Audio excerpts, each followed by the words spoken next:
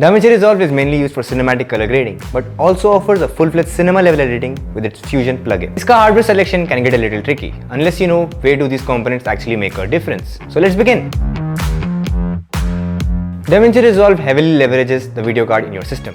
Technically speaking, GPU से आपका playback performance काफी ज़्यादा बढ़ेगा, and this will be your main priority for a DaVinci system. The best option will obviously depend on your budget, but as a rule of thumb, try going for the one which has the highest amount of VRAM and CUDA cores.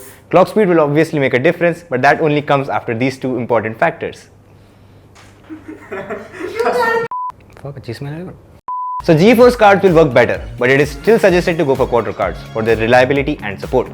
Because you don't really want your 16-hour renders to crash. And coming to multiple GPUs, it's best to look at this option only after you've reached the highest end variant.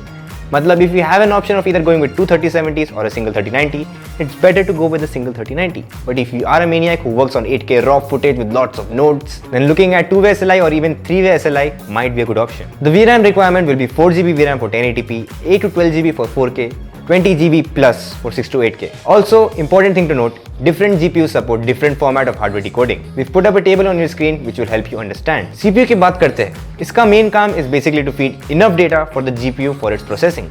And this data is mainly fed using multiple cores. So for starting off, even an i5 12th gen should be more than enough. If you have chosen a really high-end GPU like 3090, you can choose to go for an i7 or Ryzen 9. And if you're using Fusion, then clock speed will really be important, just like After Effects. Though we highly recommend the K series from Intel, like the 12700K or the 12900K. That is only if you're using single GPU. लेकिन अगर आप multiple GPUs use कर रहे हैं, तो you should definitely go for the Threadripper 5000 series, because Ryzen and Intel core CPUs don't have enough lanes to feed the data to multiple GPUs, and also they don't have enough cores for the processing. अब आते हैं RAM पे. DaVinci in general is fairly light on RAM requirements, but again, it might need pretty high RAM, depending on the resolution and the complexity of your workflow. Speaking generally, 16GB should be enough for 1080p. You can use 32GB RAM for 4K editing, and 6K and 8K के लिए you should go for 64GB and higher. For storage, we've actually said this a lot of times by now, so we'll say it again. Storage is a very important part of video editing workstation, because no matter आपका CPU and GPU कितना भी fast हो, if your storage is not able to keep up with it, it's basically money thrown down the drain. But इसका मतलब ये नहीं है कि you can spend all your money on a Gen 5 NVMe SSD with 10GB PS read and write. This will be an overkill. Having the right storage configuration can really save you a lot of money while giving you the best performance. So how do we get the best configuration? Simple.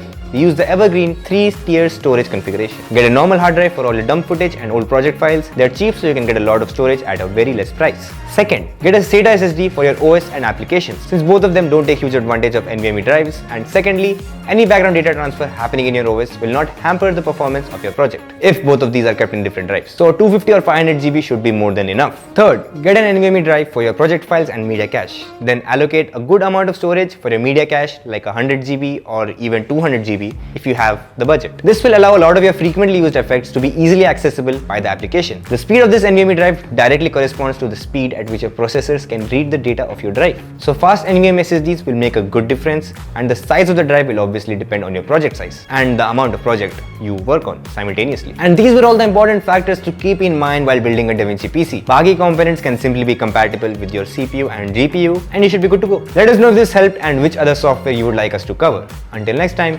cheers.